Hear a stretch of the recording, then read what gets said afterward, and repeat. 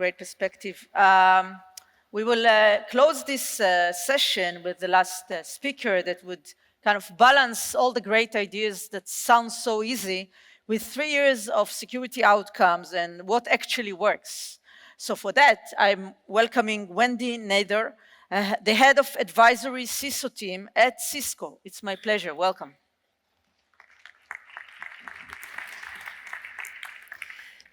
Thank you, and thank you to the ICRC for inviting me back. It's great to be back here.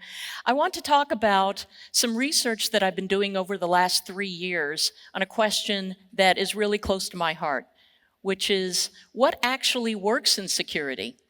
Not just what everyone's doing, because we know that. I don't care what my peers are doing, because what are they if they're really bad at security? How does that help me? So I wanted to find out, together with the Scientia Institute, what actually works. So what we did was we surveyed almost 5,000 practitioners around the world in many different countries and many different verticals, different sizes of organizations, and we mapped them against 25 different security practices and 11 different outcomes to see whether any of them matched up, statistically speaking. Here are the security outcomes that CISOs told us they were interested in getting. It's not just not getting hacked. It's things like keeping up with the business, minimizing unplanned work, recruiting and retaining talent. All of these outcomes were the ones that we compared in our study.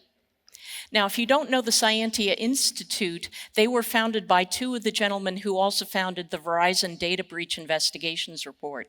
So you know they're excellent data scientists, and we relied on them for getting some kind of rigor into this research, not just asking practitioners their opinions. Did this lead to this? No, we asked them independently, what practices were they doing well, what were they not doing well, and then what outcomes did they feel they were getting? So as a result, you can see it's a very complex matrix.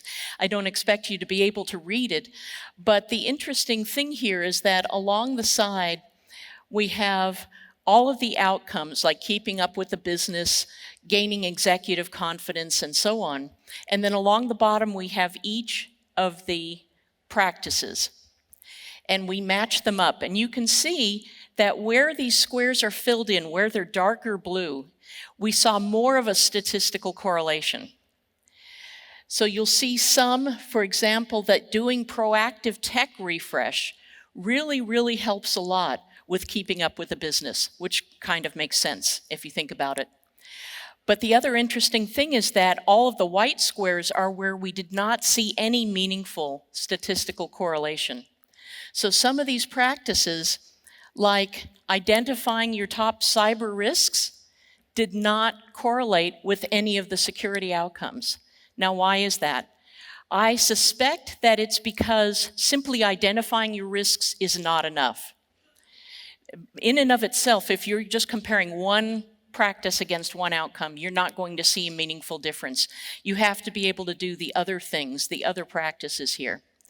So the great thing about this matrix is that if you are looking for a specific outcome, for example, you want to meet compliance regulations, which is kind of in the middle there, you go to all the blue squares and see the practices that correlate with them, and you go focus on those practices. Or the other way around, if you are doing one of the practices really well, you're working on timely incident response, you can follow it up and see the correlated outcomes that you might be able to expect from doing this. And then out of that, we picked 5 practices that seem to be the most correlated. Proactive tech refresh being one practice, having well-integrated technology is another one, timely incident response, prompt disaster recovery, and accurate threat detection. Now, the interesting thing about these 5 top practices is that they appeared to correlate with every single outcome, whether it was a technical outcome or not, like recruiting and retaining talent. These practices correlated with recruiting and retaining talent. So you're more likely to recruit and retain security talent if you proactively refresh your technology, which again makes sense because nobody wants to be a DB2 admin for the rest of their career. If you have newer technology, it's easier to get the people that you're looking for. So in the next year, that was the first year. In the second year, we decided to look at those 5 top practices and figure out what is it about them specifically that made them correlate with so many outcomes. So let's look first at the practices of proactive tech refresh and well-integrated technology. We asked the people that we surveyed about their infrastructure, and we found that you're most likely to have proactive tech refresh well under control if you have modern, consolidated, and cloud-based architecture and cloud-based infrastructure. So this is great. You know, we kind of expect to see this, but the problem is, what does this mean for those organizations that cannot get modernized infrastructure or cannot consolidate it? What if it's very widely distributed? What if it's not all cloud-based? Because hardly anyone is completely in the cloud. So that raises some other interesting questions, but you can see here that the most important thing, statistically speaking, if you have outdated and distributed and on-premises infrastructure, you're only half as likely to be able to do proactive tech refresh. So this is a practice we should be thinking about. So this led us to think about the question of whether architecture is destiny when it comes to security. If you don't have the right architecture, you're less likely to be able to do proactive tech refresh, and therefore you're less likely to get to the security outcomes that you're looking for. So again, if architecture is destiny, if everything flows up from the architecture, what does this mean for our IT practices? Now, how do we improve integration? We asked the organizations how they would rather do their integration, whether they want out-of-the-box integration, whether they want to rely on a single vendor, or whether they want to write their own integrations or do nothing. And we found that they said that they wanted out-of-the-box integrations. That was their preference. But when we looked at the actual results from the data, whether they were successful, it's actually better to have an integrated vendor. So my theory about this, and I've led workshops based on this data in London and in Colombia, the practitioners told me that, well, for one thing, they didn't always have time to do the out-of-the-box integrations to get those working. They didn't have time to write their own integrations. They were more likely to be able to integrate if it was done for them by a vendor, because they were just too busy. The other thing that an MSSP told me is that no matter how integrated 2 products are, they always have to write more because of the services that they need to be able to give to their customers. So there is no such thing as just one of these choices here. For them, there's always, no matter what kind of integration they get, they always have to add some on top of it. So that was interesting for me to learn. So again, if you do nothing, you're not nearly as likely to be able to integrate security technology as if you have a preferred vendor. And I'm not just saying this because I'm with Cisco. This was a double-blind study. They did not know what questions we were asking, and we didn't know who was answering. So, however, we did find that integrated tech drives automation. It drives automated processes. And again, that makes sense. It's a lot easier to integrate, to automate if it's all integrated. So you are 7 times more likely to be able to automate if you have strong tech integration. Is this a surprise to anybody? I don't think so. But it's good to have data to actually point this out. Now, for a bonus, we looked at the NIST cybersecurity framework functions and asked which ones of those led to better integration outcomes. And we saw that if you focus on the identify function in NIST, finding out what you have, where it is, how it works, who's in charge of it, you're far and away more likely to be able to have better integration. Now let's look at threat detection and incident response. Is it better to insource or outsource your security operation? And we found the answer from the data is yes. Wait, let's try to figure this out here. So it looks like those who had completely insourced SecOps were pretty happy with their incident response capabilities. Those who were completely outsourced were also happy. Those in the middle who had a mix, not so much. And again, I suspect this is probably because if you have two parties doing security operations, you have to do a lot more coordination in the middle.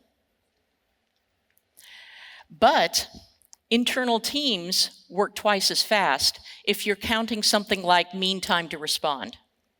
If you're doing a metric like that, we found that from our respondents that it only took 6.2 days to respond to something on average if it was entirely internal. And again, that makes sense because without external or a mix, you have to figure out who's got the ball, who's supposed to be doing what. The outside people are supposed to have to be able to get a hold of the internal people with more institutional knowledge and so on. So it depends on what you want to do based on what metrics you're tracking.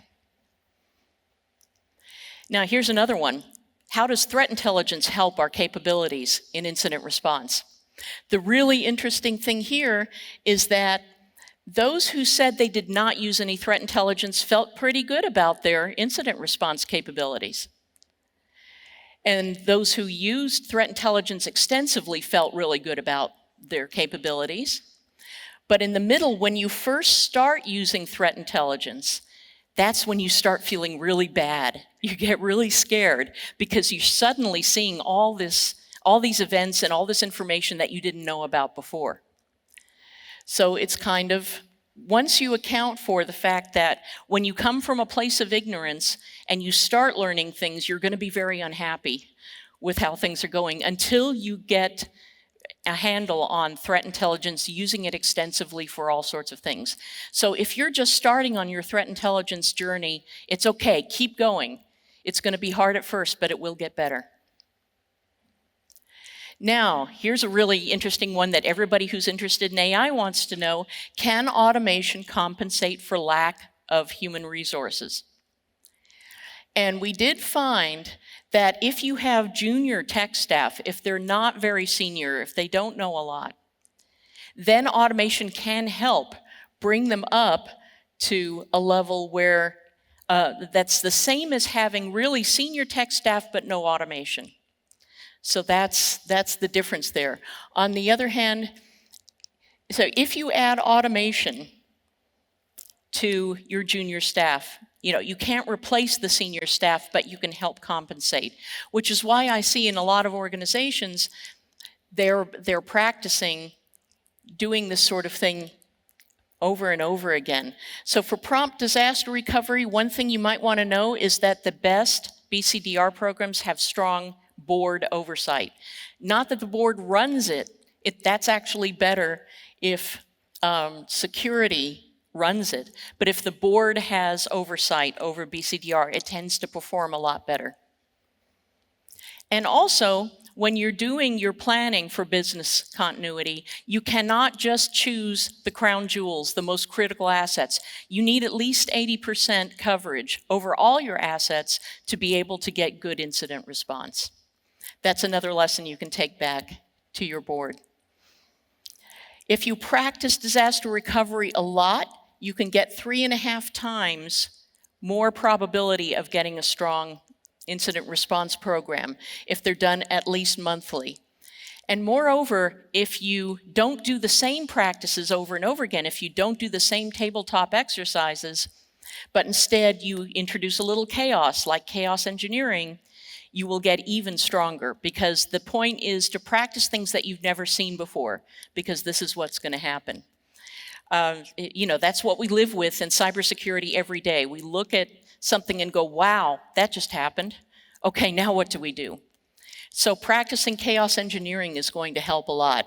It'll get you 2.5 times more likely to have strong incident response.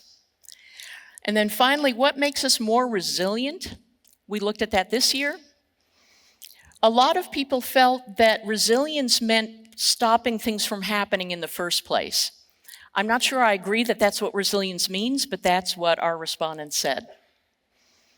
So some of the top factors, the strongest one, where you're 46% more likely to be more resilient, is if you have a culture of security. And I'm not talking about awareness, I'm not talking about security parties or stickers or swag or anything like that. I'm talking about teaching everyone, appropriate to their role, what decisions they should be making to help security. And if everybody knows how to do that, regardless of where the incident occurs or who's involved, you know that you have skilled people who will know how to respond to it. So that also makes a lot of sense. The other thing is try to simplify your cloud environments. If they're very complicated, you're going to have, or if you're just starting on your path, it's going to be a lot more difficult for you to do security than if you have a more mature hybrid environment. So wrapping up, here are some ideas that you can take back, and here is also the link for if you want to see all 3 reports there. We're going to be working on our 4th one this year, so if you have ideas for research in what actually works in security, please let me know because I would love to hear about it. All right, thank you very much. Thank you very much. Thank you.